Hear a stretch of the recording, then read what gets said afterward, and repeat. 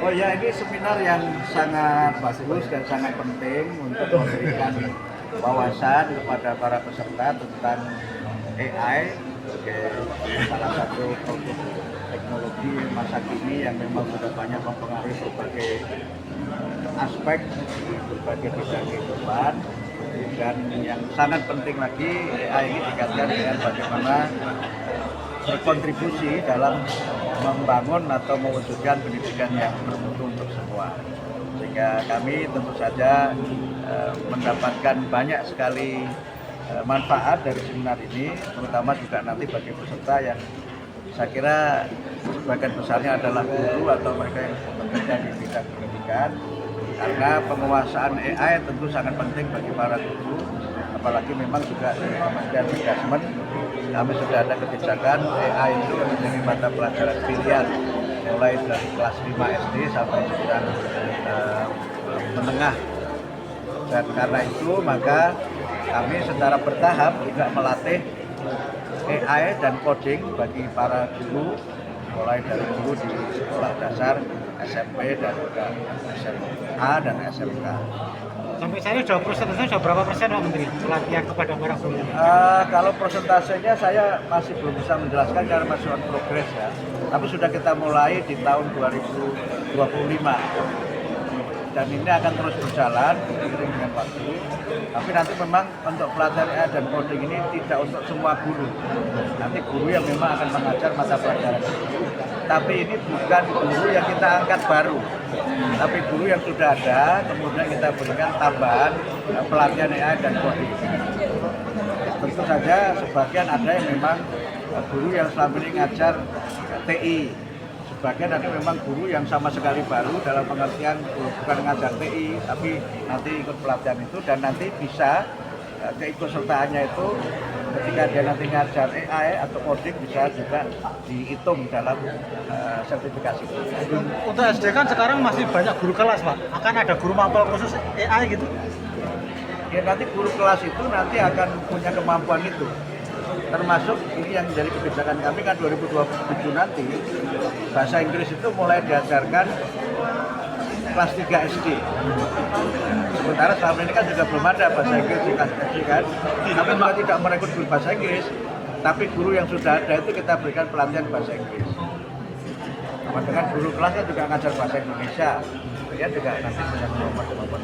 Jadi terus gurunya kita latih dan mudah-mudahan seminar ini bisa menjadi bagian dari program yang dapat mendukung kebijakan kami untuk selain untuk pembelajaran AI di sekolah itu sendiri juga bisa untuk meningkatkan kemampuan murid-murid kita ini dalam penguasaan teknologi khususnya artificial intelligence. Itu ya, Pak Menteri. Yang dengan keresahan guru honorer yang belum diangkat menjadi P3K. Sebaiknya ditanyakan kepada kementerian lain aja ya, karena itu lebih kompleks masalahnya. Ada tanggapannya Menteri? Pak, kalau persekolahan di 3 daerah bencana seperti apa kondisinya sekarang Pak? Sekarang kalau untuk yang di Sumatera Utara sebenarnya validity juga, karena dia hanya merangkum semua dari apa yang diupload orang itu. Sehingga kalau kita ingin membuat AI dan ChatGPT itu cerdas dan benar, tolonglah upload yang benar-benar. Kalau enggak nanti, kalau kita apa yang tidak baik-baik, itu misuh-misuhnya lebih canggih juga dia itu. Bahkan bisa memberi contoh itu. Misuh cara Jogja, misuh cara Surabaya, itu dia bisa itu. Gitu. Ya karena dia, kalau saya ikuti bukunya ini, bukunya Burke itu ya, Burke itu kan nulis buku Born to Believe itu, Born to Believe. Itu menjelaskan bagaimana hubungan antara neuroscience dengan agama. Dia menyebutkan di situ bahwa otak manusia itu adalah bagian dari tubuh manusia yang paling jujur. Karena apapun yang ditangkap oleh otak itu dianggap benar dan disimpan dan diterima. Gitu. Makanya kan kemudian kalau mohon maaf ya ini agak ceramah agama sedikit ya, Bapak, supaya saya tetap sebagai Ustadz ya Pak yang mulia. Kan ada hadis yang menyebutkan kullu mauludin yuladu alal fitrah fa bawahu yuhawidanihi au yunasironihi au yumajisanihi. Bisa menjadi pemeluk agama yang macam-macam itu kan tergantung dari otak manusia itu menerima informasi agama yang mana, dan bisa berubah. Bahkan otak manusia itu strukturnya dan kecenderungannya bisa bergeser tergantung dari informasi apa yang masuk ke otak manusia itu melalui panca indera dan kebiasaan-kebiasaan manusia. Dulu kita sering mendengar guyonan, kamu tuh jangan Victor. Victor itu plesetan dari berpikir kotor. Ternyata berpikir kotor itu bisa dibentuk dari yang dilihat itu. Informasi yang masuk ke otaknya itu, kalau kotor-kotor gitu, itu bisa membuat memang kotor. Nanti muncul dari bawah sadar, kata-kata yang keluar juga yang kotor-kotor itu. Kalau yang masuk itu yang baik-baik begitu, maka nanti yang keluar juga yang baik-baik. Nah, otak manusia itu begitu. Makanya mohon maaf kan, sekarang mulai banyak terungkap kan ketika orang itu, mohon maaf sekali lagi misalnya, sering nonton film porno, itu otaknya jadi porno juga. Dan berubah itu, ini otaknya itu. Pak Rektor kan ahlinya di situ. Maksud saya ahli mengenai otak itu. Mohon maaf, bukan ahli mengenai otak perubahan itu. Makanya ketika orang itu sedang beribadah, itu ada kan riset itu, ketika orang sedang beribadah itu, ininya warna otaknya itu menjadi berubah. Ketika dideteksi orang yang sedang beribadah dan yang sedang berpikir, itu beda warnanya ketika digunakan warna biru dengan warna merah. Kalau orang sedang berpikir itu, warna otaknya itu biru, menunjukkan dia dalam keadaan yang damai, peaceful, tranquility. Tetapi kalau orang sedang pikir, kemudian dia dalam posisi yang banyak sekali dia kerjakan, itu warnanya bisa AI bisa mengatasi masalah kesenjangan pendidikan. Nah, saya contohnya misalnya Australia itu kan juga negara juga maju makmur, tapi dia juga ada masyarakat aborigin yang tertinggal, yang tinggal di remote area. Nah, yang bisa dilakukan adalah pendidikan jarak jauh dengan menggunakan teknologi ini. Bisa dilakukan itu.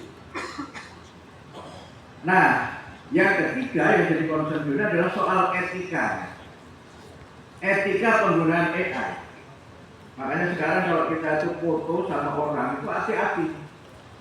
Nanti bisa diolah oleh AI itu.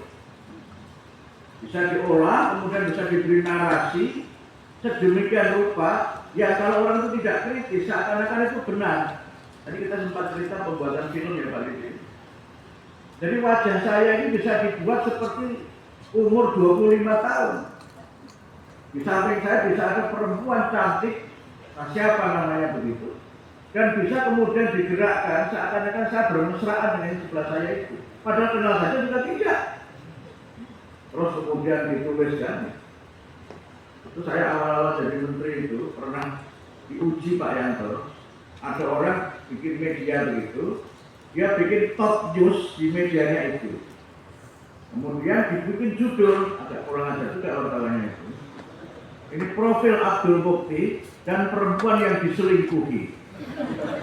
Gambarnya foto saya dan di sebelahnya ada foto perempuan yang kenal pun juga saya tidak. Ketika orang itu hanya membaca judulnya, apalagi di era scroll society, gitu kan, orang yang nggak sabar baca yang panjang-panjang, itu maunya itu cepat saja, scroll saja itu sudah langsung di screenshot kemudian diedarkan, baru jadi menteri sudah selingkuh. Padahal itu koran dibuat perangkat pendidikan agar pendidikan itu bisa mengikuti dunia yang berubah ini. Bahasa UNESCO-nya itu agak halus sekali, new social contract. Artinya apa? Bubari sebenarnya begitu. Tapi pakainya halus sekali bahasanya itu karena ya berkebudayaan kan UNESCO itu. Nah, karena itu maka gurunya mulai kita latih. Dan untuk penerapan AI itu, strategi pembelajaran yang paling mungkin adalah pembelajaran mendalam, deep learning.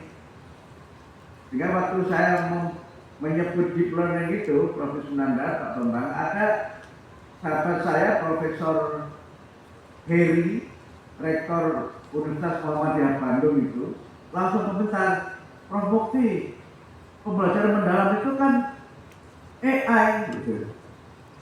Ya karena mungkin beliau basisnya memang di ilmu itu. Saya bilang, oh tidak pembelajaran mendalam yang itu, Prof. Pembelajaran mendalam yang psikologi. Nah, terus kemudian saya kirim beberapa artikel termasuk buku-buku tentang deep learning yang kemudian jadi itu ya.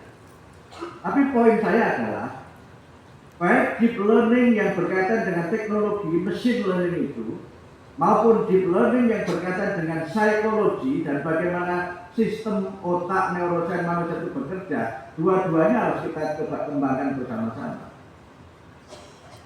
Dan dengan cara begitu maka semuanya memang akan berubah. Kemarin saya kirim buku juga ya Pak Yanto ya. Ketika kita bicara mengenai, ketika kita mau bicara deep learning, itu harus ada deep reading. Nah, deep reading itu kalau konteks Islam itu membaca Quran dengan tartil itu deep reading Prof. Yanto. Tapi itu nanti di pengajian Ramadan aja ya Pak Yanto ya. Nah, di sini kita punya AI gitu. Gitu. Yang deep reading itu tidak sekedar reading comprehension, is beyond reading comprehension. Pak Dedi,